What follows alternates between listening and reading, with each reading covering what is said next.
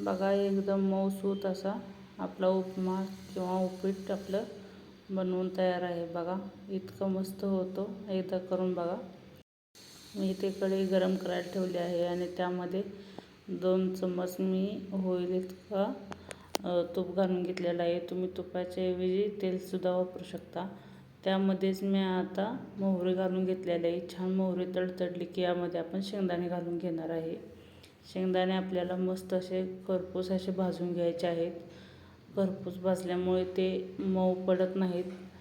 बघा या पद्धतीने आपल्याला एकसारखं हलवत आपल्याला हे भाजून घ्यायचं आहे आणि बारीक गॅसवरतीच आपल्याला भाजायचं आहे। मोठा गॅस अजिबात करायचा नाही।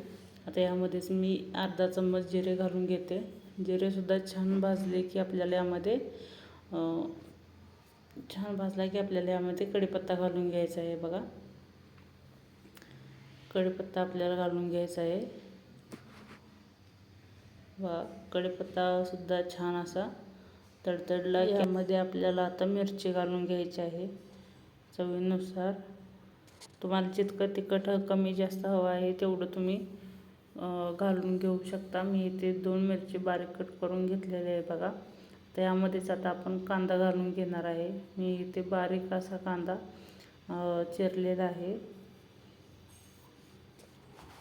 तर आपल्याला कांदासुद्धा छान असा आपल्याला भाजून घ्यायचा आहे। बघा या पद्धतीने।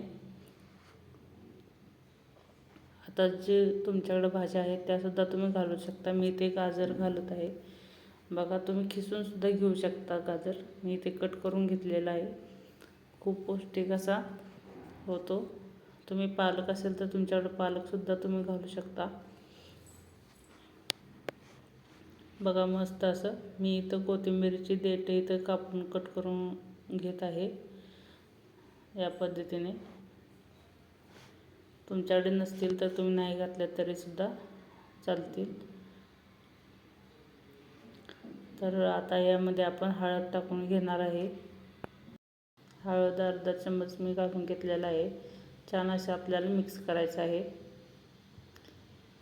छान असं मिक्स झाले की आपण आता ह्यामध्ये आपल्याला जेवढं हवं तेवढं आपण आता यामध्ये पाणी घालून घ्यायचं आहे। बघा आपण किती करणार आहे तेवढं, पण आपल्याला गरम पाणी घ्यायचं आहे, थंड पाणी अजिबात घ्यायचं नाही, नाहीतर चव अजिबात लागत नाही उपीट किंवा आपला उपमा। बघा लगेच आता उकळी आलेले आहे गरम पाणी असल्यामुळे। आता यामध्ये मी टाकलेलं आहे मीठ, चवीनुसार मीठ, आणि इथं मी भाजून घेतलेला आहे रवा। छान असा तुपात भाजून घेतला होता रवा। तर बघा जेवढा तुम्हाला पाहिजे तेवढा तुम्ही घालून घेऊ शकता। मी इथे अर्धे वाटीला जास्त घालून घेतलेला आहे। माझ्याकडे मोठी वाटी होती, तुम्ही छोटी वाटी घेतली तरीसुद्धा चालेल। बघा छान असा आपला रवासुद्धा शिजत आलेला आहे। बघा किती मस्त असं झालेला आहे। जर तुम्ही माझ्या चॅनलवरती जर नवीन असाल तर चॅनलला सबस्क्राईब करा आणि बेल आयकॉनवरती क्लिक करा, आणि व्हिडिओ आवडला असेल तर कमेंटसुद्धा करा आणि लाईकसुद्धा करा। धन्यवाद।